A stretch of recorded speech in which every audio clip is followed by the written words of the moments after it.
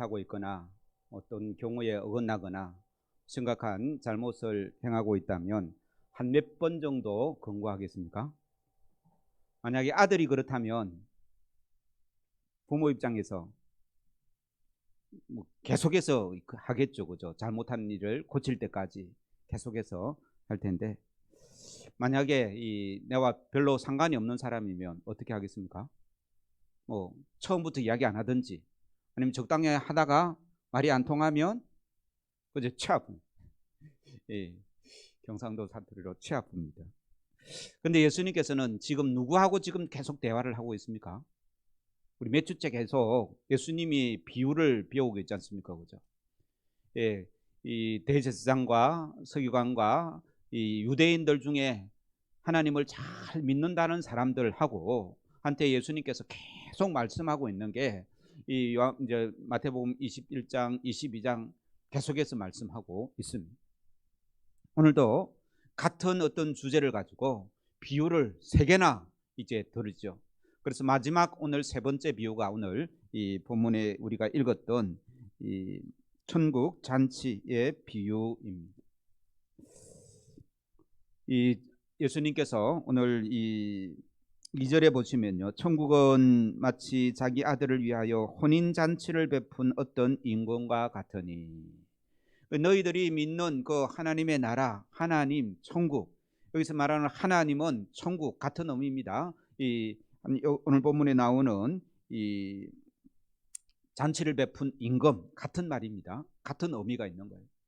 너희들이 알고 있는 그 하나님, 그 천국은 잘못 알고 있다라는 그 사실을 예수님께서 계속해서 강조하고 있는 것입니다. 그래서 2절 말씀 같이 한번 읽겠습니다. 시작.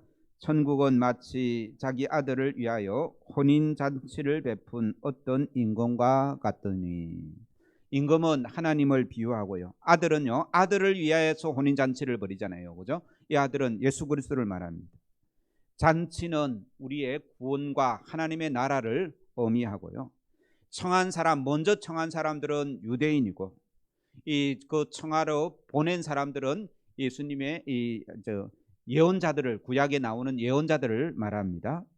그리고 두 번째로 초청받은 사람들은, 첫 번째 초청받은 사람들은 초청에 응하지 않았기에 다른 사람을 초대했지 않습니까? 그죠? 이 첫 번째 초대받은 사람들은 유대인이고, 두 번째로 초대받은 사람은 이방인인 우리를 의미하는 그런 말씀입니다. 오늘 말씀을 통해서 우리는 먼저 이 하나님은요, 이 천국의 잔치를 준비하시고 우리에게 그 잔치를 초대하시는 그런 하나님이시다라는 사실을 먼저 알게 됩니다. 4절 말씀 같이 읽겠습니다. 시작. 다시 다른 종들을 보내며 이르되 청한 사람들에게 이르기를 내가 오찬을 준비하되 나의 소와 살찐 짐승을 잡고 모든 것을 갖추었으니 혼인잔치에 오소서 하라 하였더니, 이렇게 모든 것들을, 잔치를 완벽하게 준비를 하고 그 잔치에 참여할 사람들을 부르시는 하나님이, 부르시는 이 임금이 바로 하나님이시다라는 그런 의미입니다. 요한계시록 19장 9절에 보면 어린 양의 혼인잔치에 성함을 받은 자들은 복되도다 라고 그렇게 말씀합니다. 어린 양의 혼인잔치에 성함을 받은 자, 그러니까 이 요한계시록은 이 천국을 우리에게 미리 보여주는 그런 말씀이지 않습니까? 그죠? 이 천국에서 어린 양의 혼인잔치를 준비하고 계시는 하나님의 모습을 요한계시록을 통해서 알 수 있는데, 이렇게 하나님께서는 우리를 위하여 하나님의 나라, 천국, 이 어린 양의 혼인잔치를 준비하고 우리를 기다리시는 분이시다라는 사실을 먼저 아는 것이 복된 줄로 믿습니다. 그 청함을 받은 자는 복되도다라고 했기 때문에 오늘 예배하러 나온 모든 성도들은 이 하나님의 이 청함을 받고 아멘하고 응답해서 나온 줄로 믿습니다. 요한복음 14장 1절에도 보면 예수님께서 이렇게 말합니다. 내가 너희를 위하여 거처를 준비하러 가노니 가서 너희를 위하여 거처를 예비하면 내가 다시 와서 너희를 내게로 영접하리라. 나 있는 곳에 너희도 있게 하리라 라고 그렇게 말합니다. 요한계시록은 어린 양의 혼인잔치라고 표현하고 있고, 예수님께서는 뭐라고요? 너희를 위한 거처가 하늘나라에 있다라고 이렇게 말씀하시는 것입니다. 어떻게 표현해 놓든 우리가 잘 아는 그 천국을 영원한 삶이라고 말할 수도 있습니다. 영생을 말하는 거예요. 천국에서 영생을 누리는 그 삶을 하나님께서는 만들어 놓으시고 거기에 들어올 자를 찾고 계신다는 메시지가 오늘 말씀의 가장 큰 메시지입니다. 이제 사람들만 오기만 하면 된다라는 것이죠. 그런데 3절에 보면 성함을 받은 사람들이 혼인잔치에 오기를 싫어합니다. 그 첫 번째 이 3절에 성함을 받은 사람은 누구라고요? 유대인이라고 말씀드렸죠. 하나님의 그 복음이 아브라함의 후손인 유대인을 통하여서 이 우리에게 전해졌기 때문에 그렇습니다. 유대인들은 하나님의 부르심을 먼저 받은 사람들인 것이죠. 그런데 그 하나님의 잔치를 제대로 이해하지 못하고 하나님의 마음을 제대로 알지 못해서 그 잔치에 참여하지 못한 이 민족이 바로 유대인이다라고 이렇게 말씀하고 있습니다. 5절 6절에 보면요, 그들이 이 임금의 혼인 잔치에 이제 초청을 거부합니다. 거부하는 내용을 보면 첫 번째로는요, 그 임금의 초청을 귀하게 여기지 않는 것이죠. 이 5절에 보면요, 뭐라고 되어 있습니까? 그들이 돌아보지도 않고 한 사람은 자기 밭으로, 한 사람은 자기 사바로 갔다. 그 종들이 와서 이 우리 임금이 이 잔치 자리에 당신을 초대했습니다라고 말을 하니까 뭐라고요? 돌아보지도 않았다라는 거예요. 그 임금의 초청을 귀하게 여기지 않았던 것이죠. 대수롭지 않게 생각하는 겁니다. 우리가 생각할 때 누가 뭐라고 말하면 신경도 안 쓰면 왜 신경도 안 씁니까? 들어봤자 아무런 덕이 않고 저 뭐 손 헛소리만 하고 있기 때문에 신경을 안 쓰지 않습니까? 그죠? 지금 이 유대인들이 예수님이 이 땅에 오셨는데도 많은 종들이, 그 많은 예언자들이 하나님의 그 마음을 가지고 와서 이 말씀을 하셨는데도 신경을 쓰지도 않고 귀하게 여기지 않았다라는 것입니다. 예수님이 이 땅에 오셔서 그들에게 직접 말씀하시는데도 예수님을 귀하게 여기지도 않았다는 것입니다. 세상에는 수많은 초청이 있습니다만은, 그러나 오늘 본문에 나온 이 예수님의 이 초청, 하나님의 초청은 이 우리의 영원한 생명을 좌우하는 복된 초청인 줄로 믿습니다. 그 초청을 아무렇지 않게 생각해서는 안 된다라는 말씀입니다. 두 번째로 보면요, 그들은 천국 잔치보다 현실의 문제를 더 중요하게 생각했다는 것입니다. 자기 밭에 가서 농사도 지어야 되고 또 사업차 요리조리 이 바쁜 일들이 많기 때문에 그렇습니다. 우리가 살아가는데 이 생업이 중요합니까? 중요하지 않습니까? 예, 중요합니다. 매우 중요합니다. 그 생업을 위해서 우리가 애를 쓰고 많은 노력도 해야 되고요. 적당히 해서는 요즘에 먹고 살기도 힘들지 않습니까? 그죠? 애를 써야 됩니다. 그러나 그것보다 하나님의 초청이 훨씬 더 중요하다라는 사실을 깨닫는 복된 은혜가 있기를 주의 이름으로 축원합니다. 세상 일은 당장 눈앞에 있는 일이고요. 이 영원한 천국은 좀 멀리 있는 거지 않습니까? 그죠? 사실 멀리 있는 것도 아닌데, 제가 존경하는 목사님 한 분이 72살인데요. 돌아가셨어요. 72살이면 우리 남성교회 있는데 72살이면 아직 그저 한창 나이지 않습니까? 그런데 제가 참 존경하는 목사님인데 72살에 돌아가셨다고 제가 어제 그 뉴스를 봤습니다. 제가 뭐 얼굴은 본 적은 없고요. 책을 통해서 그분을 참 좋아했는데 72살에 돌아가셨다. 전 세계적인 교회, 전 세계적으로 교회에 엄청난 영향을 미친 그런 이 목사님.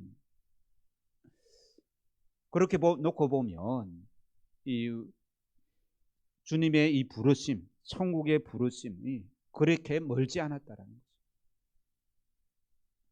우리 송숙자 군사님도 이 몇 주 전에 동생을 먼저 보내고 또 이번 주간에는 또 오빠를 이제 천국 이제 먼저 보냈는데, 언제 우리가 이 생명이 끝날지 이 땅의 생명이 끝날지 알 수 없다라는 거예요. 그렇게 놓고 보면 우리 당장의 사업이 가까이 있습니까? 아니면 이 영원한 천국이 가까이 있습니까? 그렇게 차이가 나지 않는다라는 말이에요. 그런데 그들은 눈앞에 보이는 을을 더 귀하게 여기고 눈에 보이지 않는 것은 이 대수롭지 않게 여겼던 그러한 모습을 통해서 그들이 이 임금의 이 혼인 잔치의 초청에 거부하는 그러한 모습을 봅니다. 우리가 하나님을 뭐라고 부릅니까? 주님이라고 부르지 않습니까? 그죠? 주님의 뜻이 뭐예요? 주인님이라는 거예요. 주인님의 줄임말이 주님입니다. 그죠? 하나님을 우리가 주인이다 부르는 거예요. 주인의 일이 중요합니까? 종의 입장에서 주인의 일이 중요합니까? 종 자기 개인의 일이 중요합니까? 예. 주인이라고 부르면, 안 부르면 몰라도 주인이라고 부르면 주인의 일이 훨씬 더 중요하지 않습니까? 그래서 우리가 나와서 기도할 때요, 주님이란 말은 제대로 알고 주님이라고 고백해야 됩니다. 그냥 입에 발렸다고 하는 게 아니란 거예요. 그런데 오늘 본문의 말씀에 보면 이 임금은 하나님이라고 그렇게 비유되는데, 하나님의 일보다 누구 일이 더 중요합니까? 거절했던 사람들의 입장에서 보면, 그죠? 초청을 거절했던 사람 입장에서 보면 주인 일보다, 그죠? 자기 일이 더 급하고 바쁘고 더 중요했기 때문에 그 주인이 이제 부르심을 이 초청에 거부하는 것입니다. 하나님을 아버지라 부르고 하나님을 주님이라고 부른다면 하나님의 이 일이 내 일보다 우선시 될 수 있는 복된 은혜가 있기를 주의 이름으로 축원합니다. 만약에요, 하나님의 일은 뒷전이고 내 일이 먼저라고 생각하면서 주님이라고 고백하는 사람들은요, 그냥 종교인입니다. 하나님을 주인으로 섬기는 사람이 아니고 그냥 종교인인 거예요.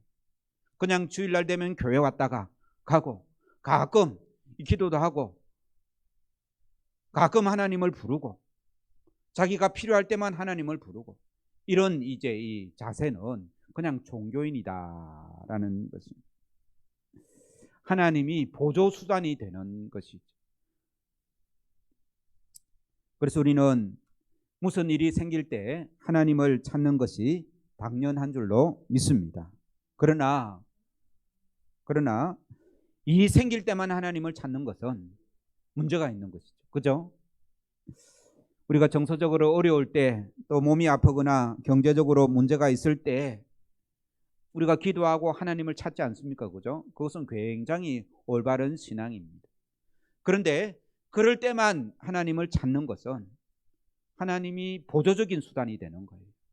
기쁠 때나 즐거울 때나 평안할 때나 아무 일 없을 때도 하나님과 동행하고 하나님을 찾고 하나님을 주인으로 그렇게 찾는 그러한 사람이 또 어려울 때도 하나님을 찾는 것이죠.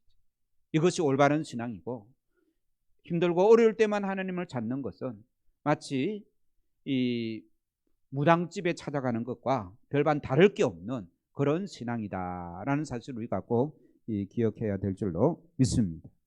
그래서 최우선 순위에 하나님의 일을 우리가 놓을 때만이 이 천국의 초청에 이 잔치에 참여할 수 있는 것이죠. 야고보서 4장 13절에 보면 이런 말씀이 있습니다. 너희가 오늘이나 내일이나 우리가 어떤 도시에 가서 거기서 1년을 머물며 장사해서 큰 이익을 보자 라고 말하는 사람들이 있는데, 너희가 내일 일을 알지 못하는도다. 너희의 생명이 무엇이냐? 잠깐 보이다가 없어지는 안개다 라고 성경 말씀은 말씀하고 있는 것이죠. 어리석은 사람들은 이 생명이 자기 것인 줄 알고 있습니다. 시간도 재물도 명예도 모두 자기 것이라고 생각합니다. 그래서 자기의 힘과 노력과 배경으로 수단과 방법을 가리지 않고 일을 하고 그것만이 성공이라고 생각하는 그러한 이 세상에 우리가 살아가고 있습니다. 그런 인생들을 향해서 너희 생명이 무엇이냐? 잠깐 보이다가 없어지는 안개니라 라고 이렇게 말씀하고 있습니다. 이 말씀에 동의하는 자들은 주님의 이 초청, 이 천국의 부르심에 기쁨으로 응답할 줄 믿습니다. 우리 모두가 이러한 이 천국의 초청의 잔치에 기쁨으로 응답하고 믿음으로 반응하는 복된 심령들 되기를 주의 이름으로 축원합니다. 우리가 건강할 때는 잘 모르지만요, 병이 들어서 굉장히 힘들어하거나 목숨에 이 경각이 달릴 때는 생각이 많이 달라지지 않습니까? 그동안 벌어놓은 돈, 쌓아놓은 명예가 아무 의미 없어지는 것이죠. 살아있을 때는 그토록 소중한 것도 이제 죽음 앞에서는 아무 소용이 없어진다는 것입니다. 그래서 과연 무엇이 중요한가를 우리가 늘 생각하며 지혜롭게 이 주님의 그 부르심, 하나님의 일에 열심 낼 수 있는 복된 은혜가 있기를 주의 이름으로 축원합니다. 이 천국 잔치는요, 우리를 위해 하나님이 준비하신 것이다 라는 것입니다. 이 천국 잔치를 위해서 하나님은 아들을 십자가에서 우리 죄를 대신하여 십자가에서 죽이시면서까지 이 잔치를 준비하신 것이죠. 사망 권세와 죄와 사탄과 싸워 승리하고 하나님의 나라를 만드셨다라는 것입니다. 그것이 바로 예수님의 십자가의 죽음입니다. 이 죽음으로 이 천국 잔치를 하나님께서 준비하셨다는 것입니다. 이 영적인 사실을 올바로 깨달아 아는 자가 복된 자인 줄로 믿습니다. 그런데 이 사실을 알지 못한 그 유대인들은 예수님까지 죽이고 능욕했던 것입니다. 그래서 임금은 이 사실을 알고 노하여 군대를 보내어 그들을 진멸하는 것이죠. 우리 7절 8절 같이 읽겠습니다. 시작. 임금이 노하여 군대를 보내어 그 살인한 자들을 진멸하고 그 동네를 불사르고 이에 종들에게 이르되 혼인잔치는 준비되었으나 청한 사람들은 합당하지 아니하니. 그러니까 먼저 청한 사람들이 합당하지 않아서 어떻게 했다고요? 진멸했다라고 성경은 말씀하고 있습니다. 천국 초청을 거절하는 사람들에게는 영원한 형벌과 심판이 있다라고 성경은 말씀하고 있습니다. 이것은 위협이나 공갈이 아니라 성경에 기록된 말씀이고 예수님께서 직접 하신 말씀이다는 것입니다. 그래서 이렇게 점잖게 이 말씀 드릴 때에, 점잖은 설교로 말씀 드릴 때에 듣고 깨닫는 것이 복된 은혜다라는 것입니다. 우리가 많이 전도하고 아직도 이 초청에 응하지 않은 사람들을 향해서 우리가 전도를 하지 않습니까? 그죠? 좋게 말할 때 들어야지. 이 초청을 거부하면 어떻게 된다고요? 이 심판이 있다라고 성경은 말씀하시는 것이죠. 그 초청에 거절한 사람을 진멸한 임금은 자기에게 맞진 않지만 모든 사람들을 다 초대하고 있습니다. 우리 9절 10절 말씀 읽겠습니다. 시작. 내거리 길에 가서 사람을 만나는 대로 혼인잔치에 청하여 오라 한대 종들이 길에 나가 악한 자나 선한 자나 만나는 대로 모두 데려오니 혼인잔치에 손님들이 가득한지라. 이 천국잔치는 누구에게나 열려있는 구원의 잔치인 줄로 믿습니다. 악한 자나 선한 자나 구분 없이 구원으로 초청하는 것이죠. 전도하다 보면 예수 믿읍시다, 하나님을 당신을 사랑하십니다 라고 이렇게 말하면 저는 교회 못 갑니다, 교회 가면 안 됩니다, 그 다음 말이 뭘까요? 죄가 많아서요.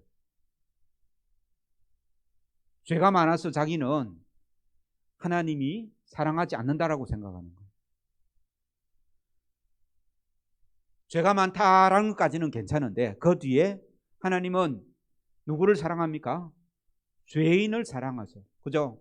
죄인, 아직 죄인 되었을 때에 예수님을 십자가에, 우리 죄를 대신하여 십자가에 달려 돌아가게 하신 것이 하나님의 사랑입니다.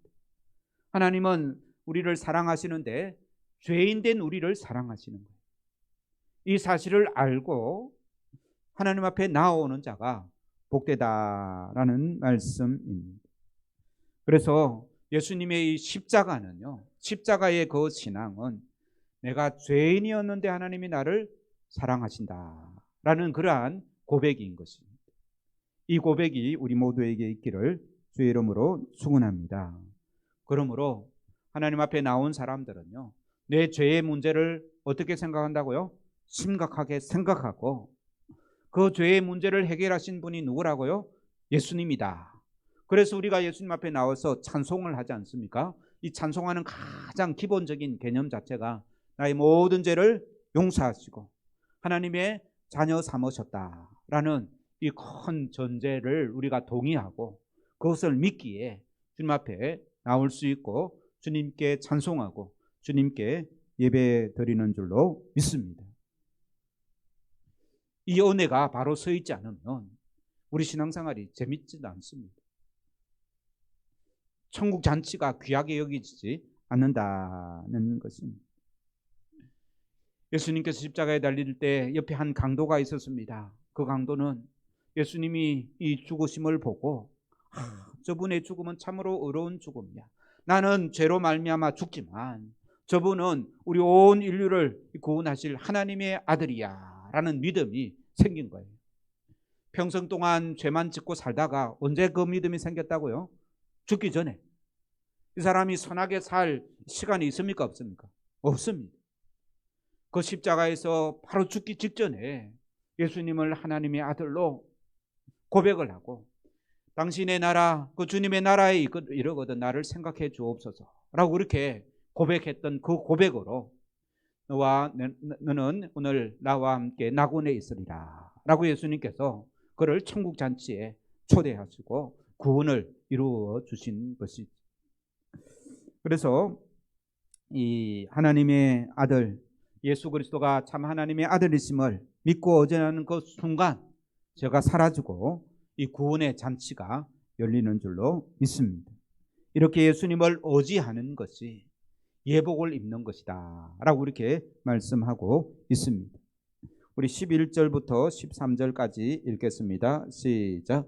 임금이 손님들을 보러 들어올새 거기서 예복을 입지 않는 한 사람을 보고 이르되 친구여 어찌하여 예복을 입지 않고 여기 들어왔느냐 하니 그가 아무 말도 못하거늘 임금이 사원들에게 말하되 그 손발을 묶어 바깥 어두운 데에 내던지라.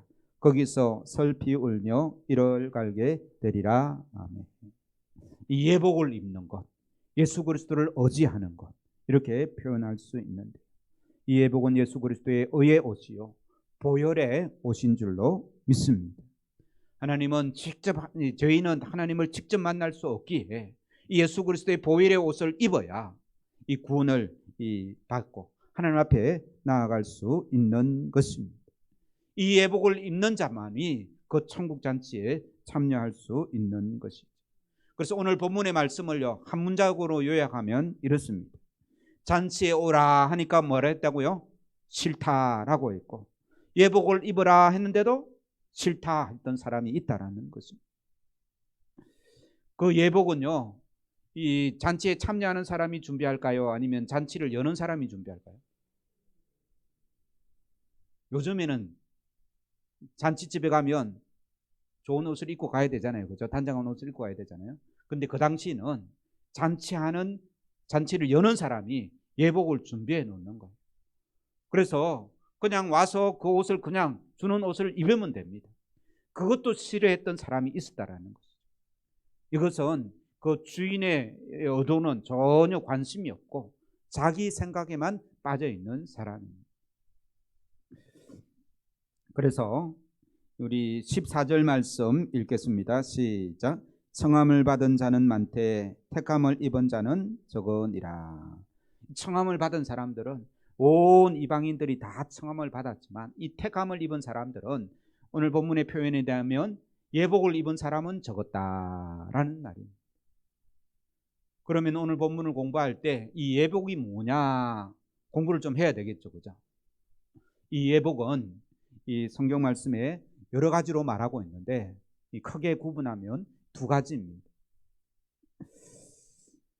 첫 번째는요, 이 갈라디아서 3장 27절에 말씀하고 있는데 누구든지 그리스도와 합하기 위하여 세례를 받은 자는 그리스도로 옷 입었느니라 라고 말합니다. 그리스도의 옷을 입었다 라고 말하는 거예요. 어떤 사람은요, 세례 받은 사람이 그리스도의 옷을 입었다 라고 말하는 거예요. 그럼 세례 받은 사람은 어떤 사람을 말합니까? 예수님을 하나님의 아들로 나의 구주로 고백을 하고 그 예수 그리스도의 보혈의 피가 내 죄를 씻었다라고 그렇게 고백하는 사람. 그래서 앞에 나와서 목사님이 물로 세례를 주잖아요, 그죠? 물로 씻김을 받는 것을 말하는 거예요. 내 죄가 씻겨졌다라는 의미. 그러니까 내 죄가 예수님의 피로 씻김을 받고 예수님과 연합했다. 나는 이제 하나님의 사람이다. 이 잔치의 초청에 내가 온전히 응답을 받았다. 그 예식이 세례고 그 세례를 받은 자는 그리스도로 옷 입었다라고 이렇게 표현을 하는 것입니다. 단순한 형식적인 그런 의미만이 아니라 그 형식 속에 갇혀 있는 참된 내용까지도 온전히 고백하는 그러한 사람, 그 사람이 그리스도로 옷 입었다라고 그렇게 표현하는 것이죠. 그래서 예수 믿는 사람은요, 세례 받은 사람이다라는 말로 다르게 정리할 수도 있습니다. 아직까지 세례 받지 못한 분들은 세례를 받는 은혜가 있기를 주의 이름으로 축원합니다. 저한테 말씀을 해주셨어야 돼요. 그리고 우리 구역장님들은 자기 구역원 중에 세례 안 받은 사람은 빨리 세례를 받을 수 있도록 그렇게 권고하고 준비하는 것이 필요한 줄로 믿습니다. 그 다음요, 또 이 예수님의 옷이라고 하는 표현이 있는데요, 로마서 13장 14절에 오직 주 예수 그리스도로 옷 입으라 라는 말씀이 나옵니다. 그런데 이 말씀은 구원받은 사람들에게 하는 말이에요. 그러니까 세례 받은 사람들에게 또 예수님의 옷을 입어야 된다라고 말하는 것이죠. 그래서 로마서 13장 14절 전에는요, 이런 말씀들이 있습니다. 이제는 밤이 깊고 낮이 가까웠으니 그러므로 우리가 어둠의 일을 벗고 빛의 갑옷을 입자. 방탕하거나 술 취하지 말며 다투거나 시기하지 말고. 무슨 말입니까? 이 빛의 갑옷을 입자. 이게 예수 그리스도의 옷이다. 이제 그런 의미입니다. 그래서 예수 그리스도 옷이란 세례를 받고 예수님과 연합하여서 예수님을 닮은 삶을 살아가는 것이 이 예복이다라는 말씀인 것이죠. 더럽고 이 찢긴 옷, 그런 옷은 사람의 품위를 손상시키고 그 잔치의 격식을 떨어뜨립니다. 그러나 깨끗하고 아름다운 옷은 본 입은 사람들의 품위를 높이고 또 그 잔치의 품격도 높일 수 있는 것이죠. 그 자리를 더 빛나게 한다라는 말씀입니다. 우리는 하나님께서 베푸신 천국 잔치에 초대받은 사람인 줄로 믿습니다. 우리 옆자리에 계신 분에게 참 잔치에 잘 오셨습니다. 이 잔치에 잘 오셨습니다라는 말은 예배 자리에만 잘 온 것이 아니라 예수 그리스도를 믿고 사는 구원받은 자의 삶을 이야기하는 줄로 믿습니다. 올바른 예복을 입고 그 천국 잔치에 우리는 하나님이 베푸신 그 구원의 은혜를 더 많이 먹고 더 배불리 먹고 더 풍성한 삶을 살아가는 복된 은혜가 있어야 될 줄로 믿습니다. 그러려고 하면 이제 이 예복을 잘 준비하는 자가 이 복된 자다는 말씀입니다. 이 예복에 대해서는 이 마태복음 25장에서도 더 이 말을 하고 있는데요. 하여튼 세례 받고 우리 그리스도의 삶이 예수님을 닮아가는 삶이 되어야 이 잔치를 더 풍성하게 즐길 수 있다는 것입니다. 이 어떤 뷔페에 가면 여러 가지 음식이 있지 않습니까, 그죠? 그런데 제가 아는 어떤 분은 이 국수를 너무 좋아하는 거예요. 그래서 이제 뷔페에 많은 것들이 차려져 있는데 주로 공략을 뭘 하겠습니까? 국수를 한 사발 가져와서 먹고 맛있다 했는데 배가 불러버릴 거예요. 국수를 먹으려면 어디 가면 더 좋습니까? 국수 전문집에 가면 더 좋죠. 근데 이 뷔페를 차려놨는데도 국수만 먹고 나오는 사람이 있다라는 거예요. 하나님의 이 구원의 은혜, 천국 잔치는 엄청난, 우리가 생각지도 못한 놀라운 그런 비밀과 구원의 은혜와 참 이 큰 이 능력과 아름다운 그런 놀라운 삶이 있는 줄로 믿습니다. 이 구원의 잔치를 충분히 누리는 그런 삶을 살려고 하면 어떻게 해야 된다고요? 이 그리스도로 옷 입어야 된다. 예복을 바로 입어야 된다. 그래서 나의 이 삶이, 신앙의 삶이 참 이 풍성하지 못하다라는 것을 느끼는 성도들이 있다면 내가 더 예수 그리스도로 옷 입어 올바른 옷을 입어야 되겠구나 라는 삶을 되돌아보면서 이 주님께서 우리에게 베푸신 놀라운 구원의 이恩宠, 천국의 잔치를 우리가 천국에 가면 누릴 수 있겠지만 미리 맛보고 누릴 줄 아는 복된 은혜가 있기를 주의 이름으로 축원합니다. 기도하시겠습니다. 천국 잔치를 준비해 놓고 우리를 초청하시는 하나님 아버지, 누구라도 악한 자라도 천국 잔치에 초대해 주시니 감사합니다. 우리를 불러주시고 하나님의 자녀 삼아주시고 천국 백성 삼아주시고 천국의 그 아름다운 비밀들을 알게 하시니 감사합니다. 우리 인생에서 정말 중요한 것이 무엇인지 이 시간 다시금 깊이 깨닫는 은혜가 있게 하여 주시옵소서. 그래서 주님께서 베푸신 놀라운 이 풍성한 천국의 은혜들을 받아 누릴 줄 아는 복된 인생 되게 주여 도와 주시옵소서. 예수님이 우리를 위해 흘리신 그 보혈을 우리가 날마다 의지하고 주님께 나아가게 하시고 또 우리의 삶에서 예수님을 닮은 그리스도로 옷 입고 살아가는 놀라운 은총의 심령들 되게 하여 주시옵소서. 하나님 아버지, 사랑의 옷을 입고 거룩한 옷을 입고 마지막 때까지 이 승리하는 복된 성도들 되도록 주여 도우시고 인도하여 주옵소서. 감사와 찬송을 드리오며 구주 예수님의 이름으로 기도하옵나이다. 아멘.